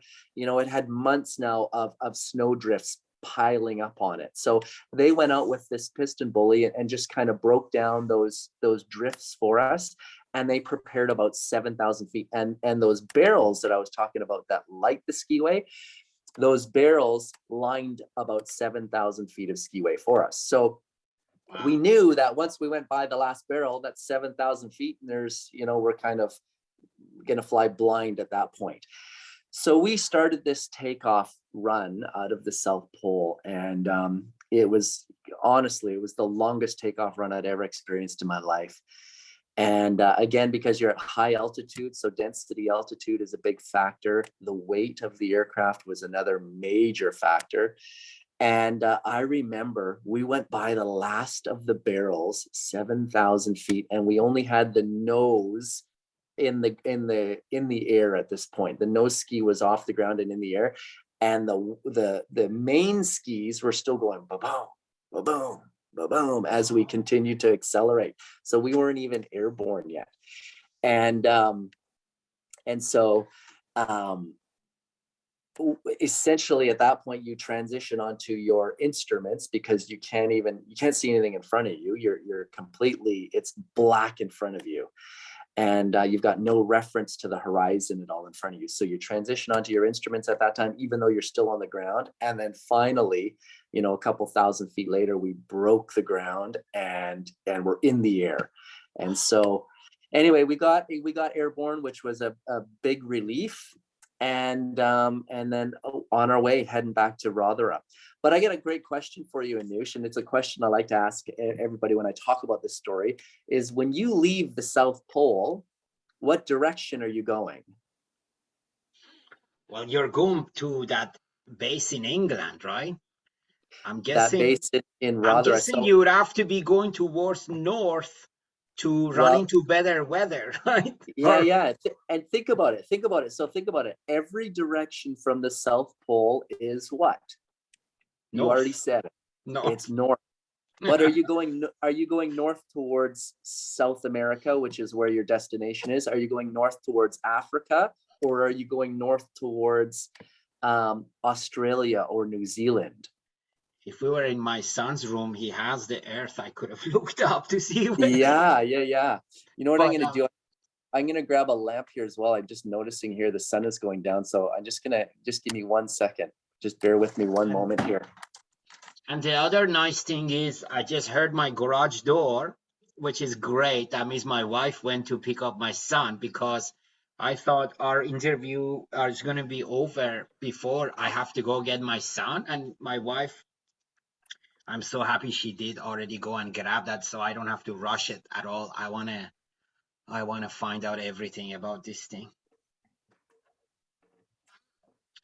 But that is a heck of a trip. I keep thinking, if the ground was minus 60 degrees, then when you get up into the air, it's even colder, isn't it? Well, it's a neat phenomenon because we did the whole flight at 10,500 feet. So we So took off. explain it to us in a way where we could understand. So Yeah. So compared when to a I took regular off, airplane, is that low? yes, it is. So Okay. you don't need pressurization. The airplane was a non-pressurized aircraft. So at 10,500 feet, you don't need special pressurization or oxygen on your face. You can I just see. breathe normally. You're fine. So when we took off out of Rothera heading to the South Pole, we took off at sea level. We climbed up to 10,500 feet and flew for 10 hours. Oh, So over the course of those 10 hours, we crossed over a small mountain range. And on the backside of that mountain range, ice and snow kind of pushes up against that. And then it's flat and the terrain just sort of gradually rises all the way to the center of Antarctica, where the South Pole is.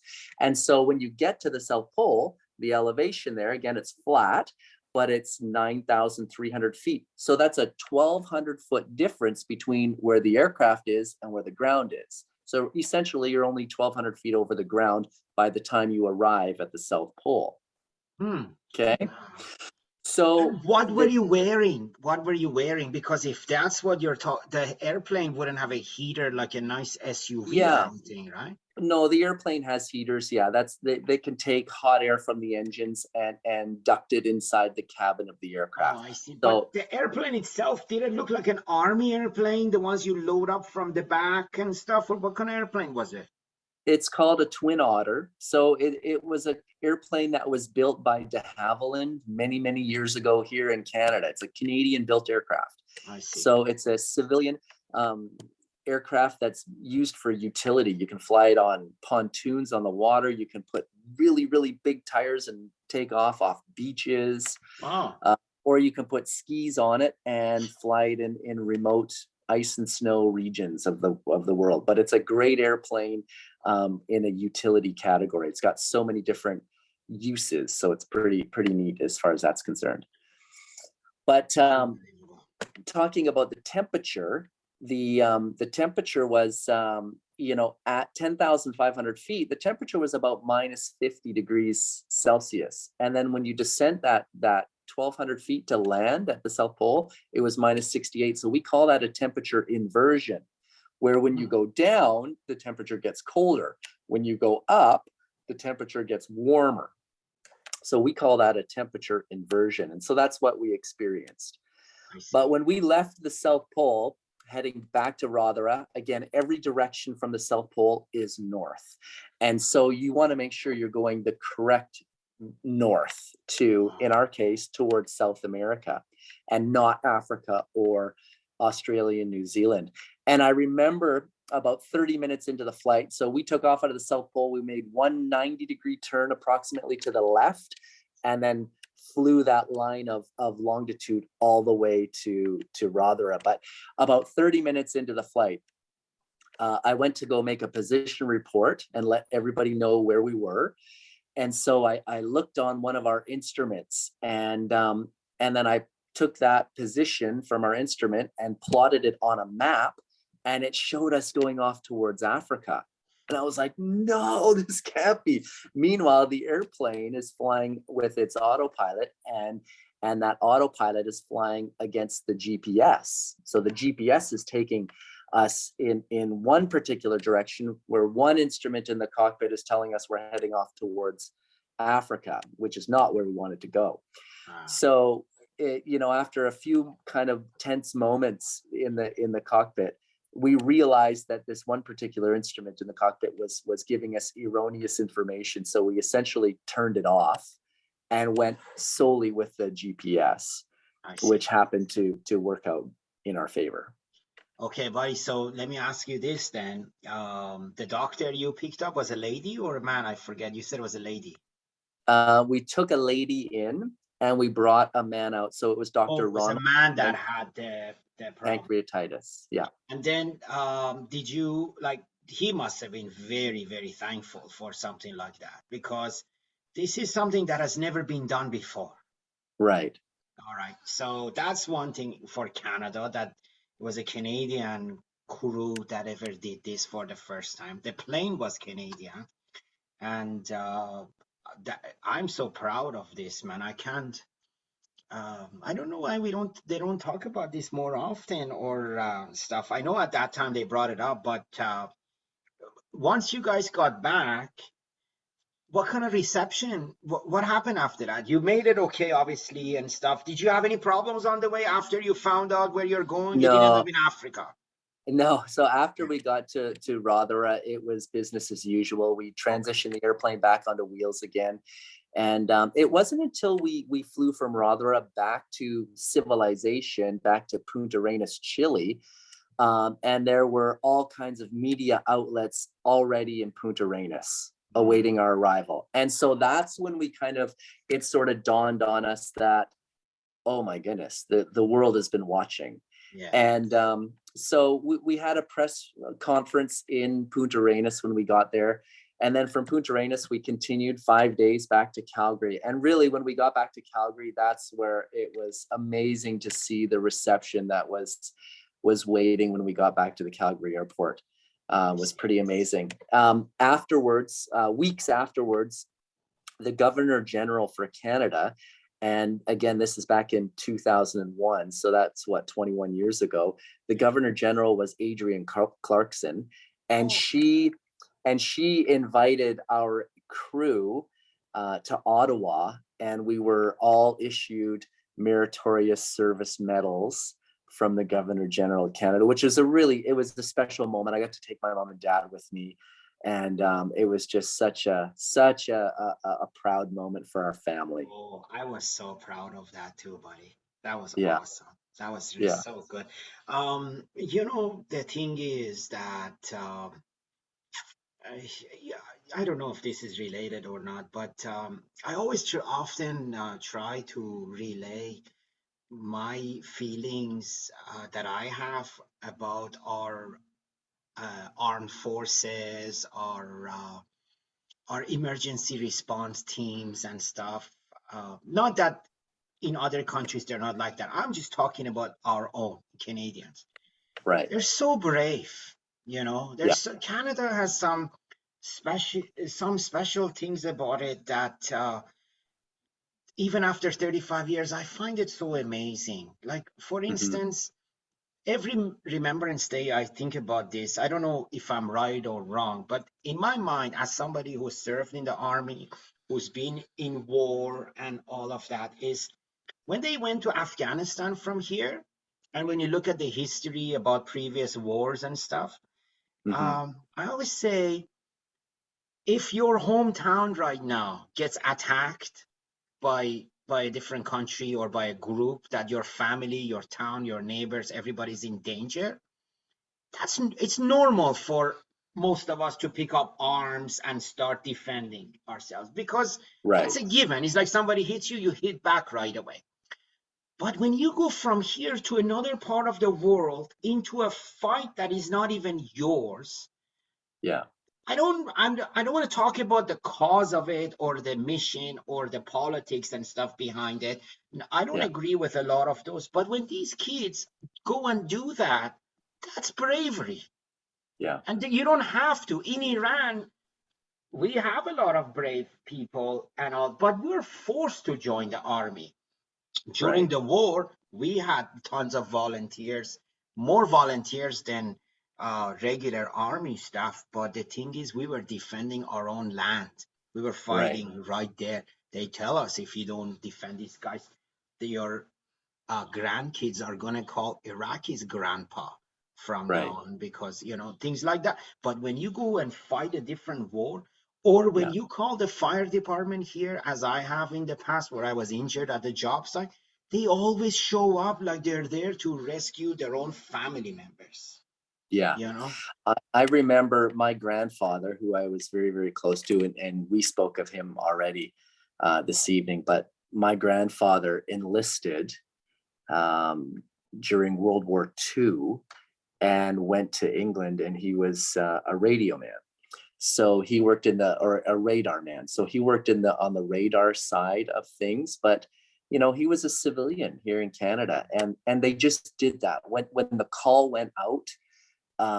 Those men, I just imagine the bravery that they had to enlist, not knowing when they were going to see their families, if they were going to see their families, but they just went.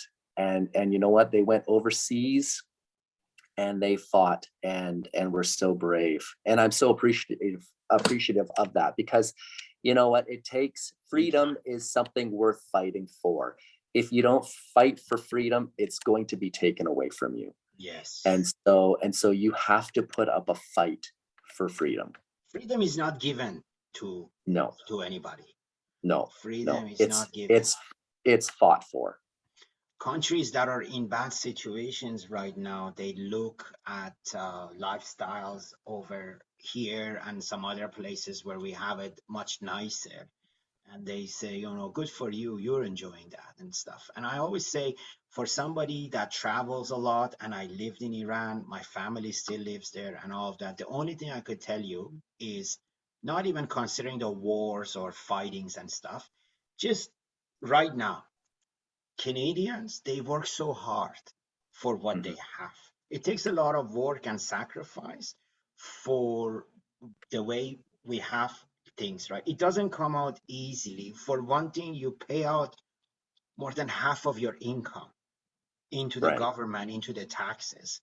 The other thing is, no matter how bad you think the other side is, the opposition is, when they get the votes, when they take power, we back down and we cooperate. We Mhm. whine and complain and this and that, as we should, to keep them in check and stuff. But we step back and we say, the majority of the people voted for this, and now we're gonna go for it. And another thing I always think of is that when I was a kid and I first had arrived in Canada, I would work with carpenters and plumbers, and I always used to tell my mom and dad, I go, these Canadians are very strange people in this way, that when you give them a job to do, the guy acts like the reputation of him and his entire family depends on this one project. They Mhm. do their very best at everything they do. And I understand now, but when I was a kid, I used to look at it that way, because when we were growing up, so many times in Iran, you would hear that, why should I care so much? It's not my dad's. It's not my dad's business. It's not Yeah. my family's home. I don't care. Just whatever, Mickey Mouse it and stuff. Um, I don't mean to insult anybody or say, they're all like that and stuff. But when you see a country is in a bad situation, there's a reason for it, and the people are the ones that could fix it. That's my opinion. I'm not an expert in anything other than being myself, but our policemen, so nice. Our Yeah. ambulance guys are, but in this case, you guys, two young people, three young people risking your life. Another Yeah. doctor risking their life, going out there to rescue someone else, where you may say it's not worth risking four lives for one life. Maybe that disease could be cured as it is over there. It doesn't make sense for us to. Was that doctor Canadian that you guys brought back? That doctor was an American doctor. The doctor was an American doctor, and you Yeah. guys, did you hear that, Americans? We receive. Did you receive a thank you? Who was the president then? Oh, Who was the 2001. American president? Was it It would have Clinton? been Bush. Bush. Yeah. I think it would have been Bush. They Yeah. oh they the least they could have done is they should have invited you to his ranch in Texas and had a Well, you barbecue. know what? The Air National Guard had pulled out, so I think once the Air National Guard pulled the plug on that trip, I don't think it became news in America anymore. But in these jobs, like your kind of job, I know everybody looks so formal and professional and all that. But when you're around with other pilots, do you guys ever getting into it with each other, like bragging rights and stuff? And at the end, you leave this winning card for the end and you say, "Oh yeah, do you know what I've done?" And they say, "Oh No, my God, you don't do that?" no, we don't do See, that. that's the thing. If it was me, I would have got into it with people at the lounges at the airports with foreign pilots. And then Yeah. once the guy was really thinking he's winning the argument, I would have said, "Do you know who you're talking to?" I would have No. carried a clip of that CBC thing on my phone and just showed him. And I'll say, "Watch this, then we talk later." Yeah. Yeah, the No, no. truck drivers, the guy that backs up his truck gets out, like he expects everybody to clap for him. Now, something Yeah. like this, oh man, you should rub it in their face all the time. No. That's awesome. So please tell me, after that mission, it was easy for you to land a normal job?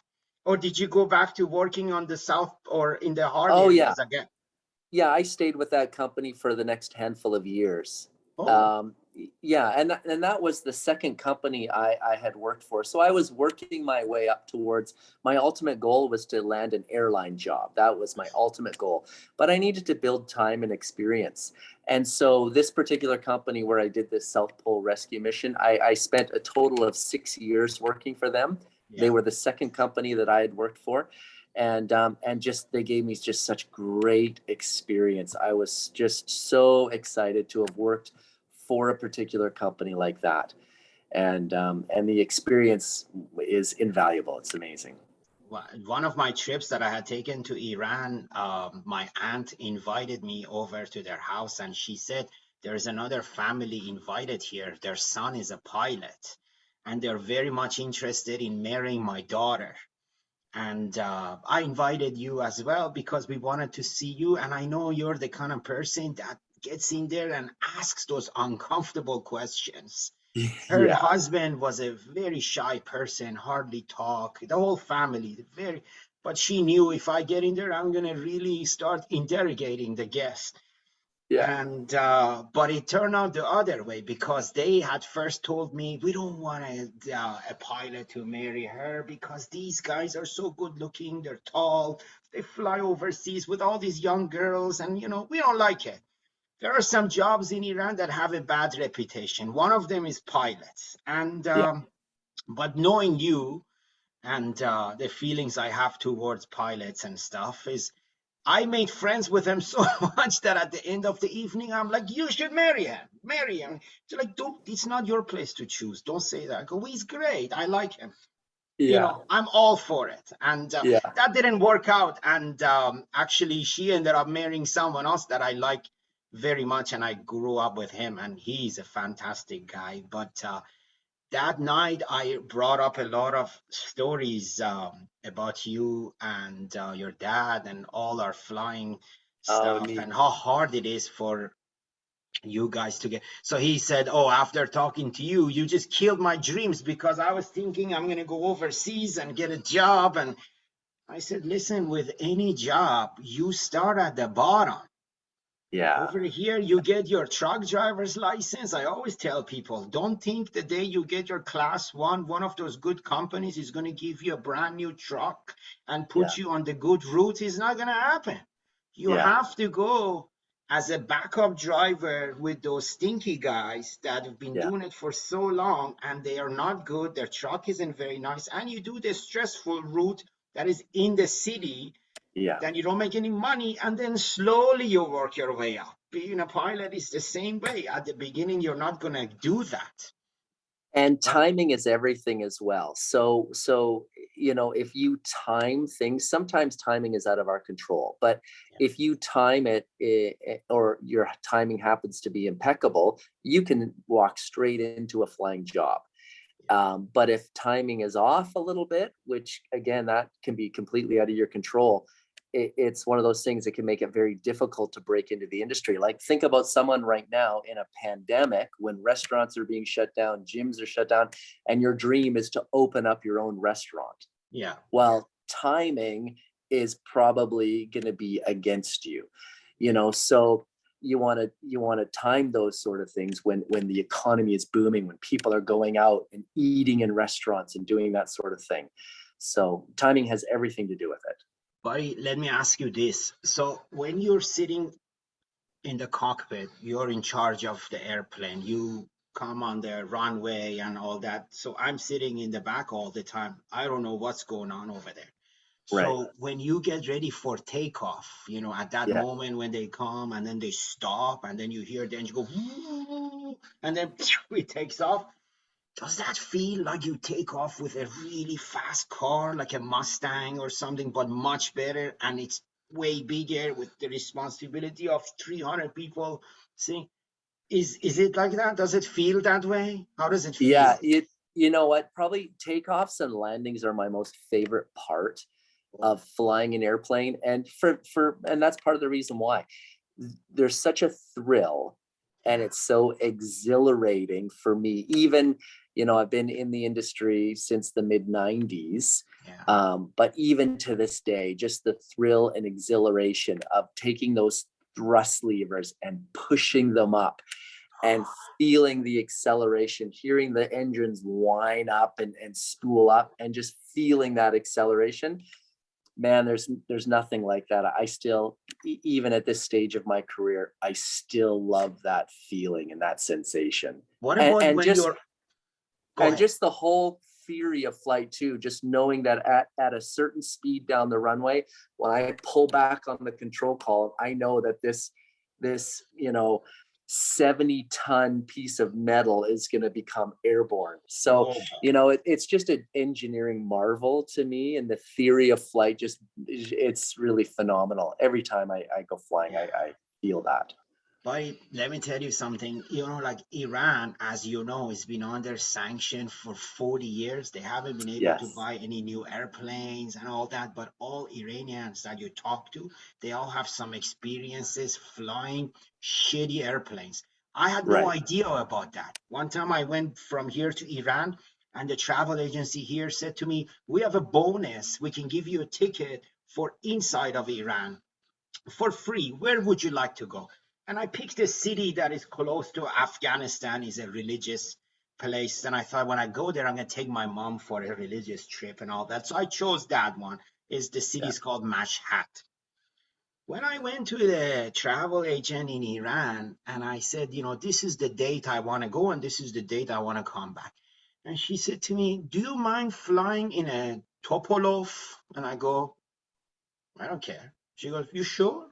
I go, "Yeah, no problem. I just want to make sure I get there and this date I get that." She goes, "Okay." And I go, "Well, why is she asking me that? Who never asked you what kind of plane you want to fly with?" I found out the hard way, my friend, because once we got to the airplane, first of all, it was quite small. They loaded us up from the back, similar to Yeah. the army one. Once we got in, you could see the airplane is a dump. Every, Yeah. like those compartments where you put your luggage, some were open, some were closed. And I got up to close it, and the flight attendant goes, "No, don't do that. That doesn't work." I go, "What do you mean it's going to stay open?" She goes, "Yeah, it's going to stay open." My Yeah. chair was rocking back and forth. One of the bolts had come off. And my mom was sitting beside me, and there was an Iraqi guy sitting on the other side that lived in New York. He was Yeah. going for the same religious trip. That shrine is for all Shia Muslims. So the Iraqis are also Shia Muslims. And the guy had an air conditioning business in New York. He was a rich guy. He was doing the same. And he said to me, "Buddy, I think we made a horrible mistake. I go, no, it's okay. They wouldn't let this thing fly if it didn't do good. And then I could see on the walls there is signs that is written in Urdu. That's the language in Pakistan, and it Yeah. says, smoking something nahi karda hai. And I go, what is that? You haven't even changed the signs. And anyhow, the airplane took off, buddy. First of all, you could tell the airplane is trying so hard to get off the ground because it would Yeah. just go up and go down and up and down a couple of times until finally it went up.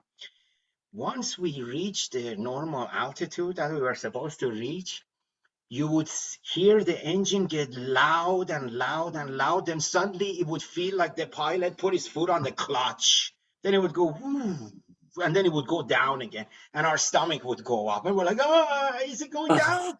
And then it would go, whoo, whoo. The whole time was going up, was going down. Wow. By the time it was only a 45-minute to an hour trip too. By the time we got there, my mom was having a heart attack. The Iraqi guy was reading the Quran and preparing for his death. And I was just trying to tell jokes to change the mood. And my mom Yeah. was saying, would you stop it? Do you have to be so funny all the time? I said, this is what happens when I stress out, because whenever I run into the police here in Canada too, they think I'm a comedian because I say a lot of funny things. But that's what happens when I'm stressed out. Yeah. It really came out that day. Yeah. Once we got to the city and we are going, the pilot was nice enough to come out, like the good airlines, to say, thank you, have a nice trip. And I went up to him and I go, why are you flying this thing, man? This is so dangerous. He goes, how so? I said, we saw our death so many times. Why did you keep going up and down? Why didn't you just pick it altitude and stay in it? Why? It's like a roller Yeah. coaster. What's Yeah. He said, I couldn't. I go, was it because of the weather? He goes, no, the airplane is just really old. And God knows all these years, man, this part isn't funny. So many planes have crashed over there Yeah. because of these things, man. Yeah. It's so scary, so Yeah. crazy scary. But not in Canada. I've always had, like the one we took to your wedding was the smallest airplane I've ever been on with the airlines. And it was still pretty good. But the ones in Iran, I tell you, when you get in Yeah. on there, you gotta say your goodbyes to everybody. You don't know when you're coming And back. you gotta say your prayers, don't you? You hear, and then when they land, everybody starts clapping, and Oh yes. oh my goodness, it's really Yeah. cool. But Yeah. I hope that's gonna change soon, and they're able to buy the proper airplanes. For God's sake, people freak out when you get into those things. And a Yeah. lot of those ones had actually crashed, that same airplane that I'm talking about. And it was really scary. So Wow. it must be nerve-wracking in there too. But um, so landing, especially, sometimes it's a nice soft landing. Does that depend on the experience of the pilot, or does that happen automatically? Is there some of No, you that guys that is known for doing some good landing? Like, let me ask you this way. You all work in the same company, right? So yeah. is it like this, like the flight attendants, they know you guys, right? Especially someone like yourself, young, good looking, muscular. Your wife doesn't have to worry about anything because I've known you since we were kids. You were never a guy that she would have to worry about. But the ladies know you, right? Because the pilots are old usually. Well, you work with some of the same ones, but Yeah. a lot of them are ones that I meet for the first time. Oh, no. So Yeah. my question is not related to how good looking you are. That just came out because I automatically become a shit disturber. I want to ask you, do they say to each other, oh, we're flying with Captain Cary. He's good. He's the one that does the soft I landing. I If have there's a I have no problem, he's idea. not grumpy. You can go to him with anything and stuff. Yeah. Like, is it like that? Or no, people don't know each other. They're all Well, wait. professionals.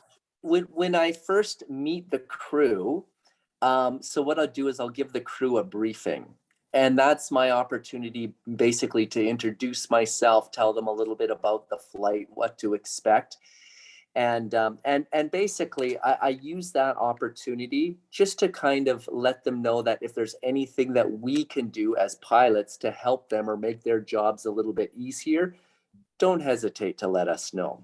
Oh, We're nice. here. We're here to back them up, especially in a COVID environment with mask compliance and things like that.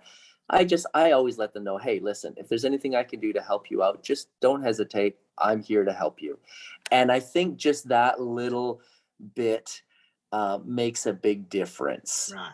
So you're a Yeah. good guy then. There may be some old guys where that same briefing happens and the guy goes, "Listen, I've been doing this for so many years. Don't bother me with stupid stuff.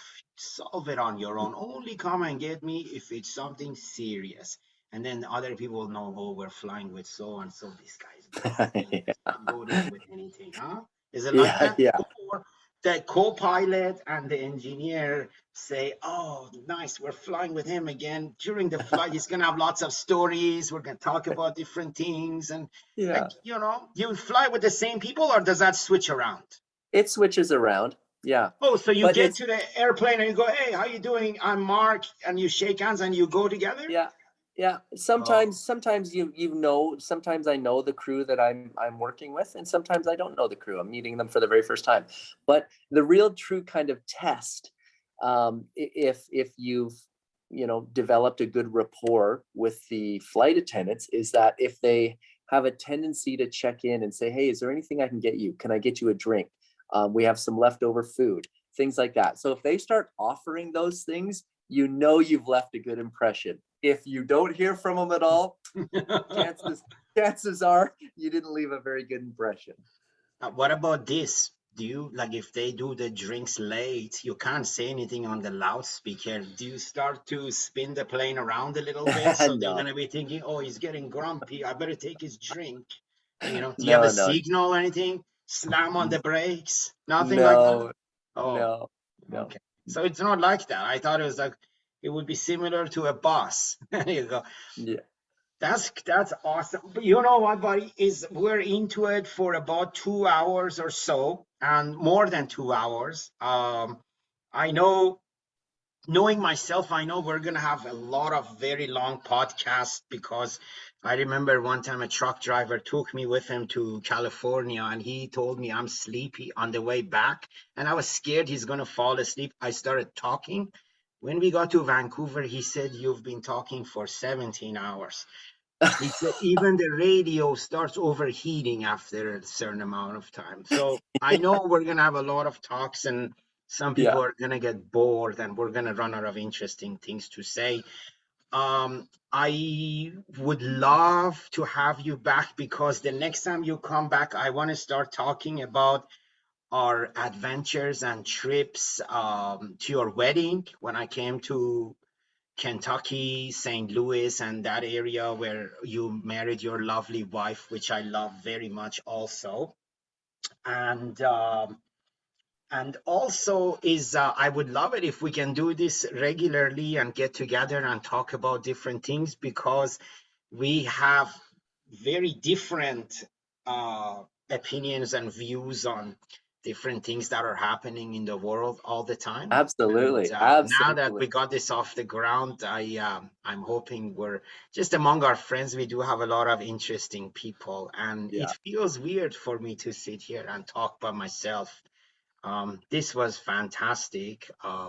Doing the podcast is a wake up call for me today because just like working any other muscle in your life, it does require a lot of practice yeah. and repetitions, doing it over and over till you'll get better at it and realize the important, nicer things that you need to talk about. Well, But I'd be delighted to come back anytime and have some friendly debate and whatnot. I think that'd be great. I really like that, buddy. And anywhere we have a Wi-Fi, we will hook up and get together. And this was fantastic. I really, really enjoyed it. Yeah, Pretty soon, if the garage door noise goes off again, that means my wife is back with the two kids, and the 6-year-old isn't going to be quiet. Especially, he hasn't seen you very much. Sam, the older one, was explaining to him the situation and Uncle Mark this, Uncle Mark that. He's lucky he's seen you few Yeah. times already at the cottage or when you flew in town. And Yeah. the little one hasn't flown yet. No, well, He was like we're gonna 4 have to when do, the pandemic started, and he hasn't flown yet. And he's been yeah, asking me so much. we'll have to do something about that. Yeah, we have to do something about that. And I'm gonna hold you to your offer where you told me long time ago. So now we can document it here that you said anytime, anywhere you get stuck anywhere in the world, I'm gonna come and rescue you. So please Yeah. remember that, and you need to update that because as I get older, there's a better chance I'm gonna go somewhere and get in trouble, and I need someone to come and bring me back. You know what? The offer still stands. The offer still stands. Thank you, buddy. Thank you so much. It's I love you. I love you very much, and I can't wait to see you in person, buddy. I hope one of these pilots in Vancouver is gonna call in sick or something happens, so you have to Yeah. do his job and land here, even if it's just for a few hours. Well, I appreciate that, Anush, and I certainly love you and your family. You guys are such a great family. I'm really excited about what you're doing here with this podcast, and I know that although this is a muscle that you're exercising and your learning curve is going vertical right now, this is right up your alley, and I Nice. think you're gonna learn so fast, and you're gonna get quite a great following because you've got a lot of great content. You're an extremely funny guy, which is that was the thing that really kind of drew me to you back in our Earls days.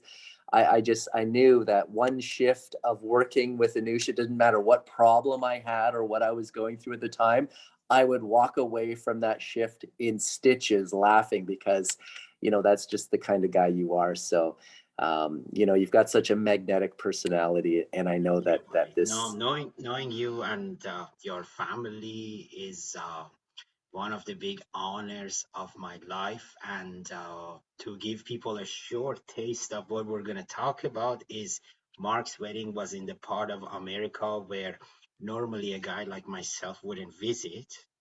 And but we did go there, and we had yeah, a huge blast. And I had the honor of being the best man. So if we witnessed the ceremony from the front row, and we talk about it all the time. Our yeah, Iranian friends have heard the stories so many times, and yeah. we'll bring it up soon again. Thank you, Good my man. stuff. Thank you Thank you. so much, Anush. Love you guys, and we'll Love you chat too, again soon. buddy. Take care of All right. yourself, bud. Bye All bye. right. Bye.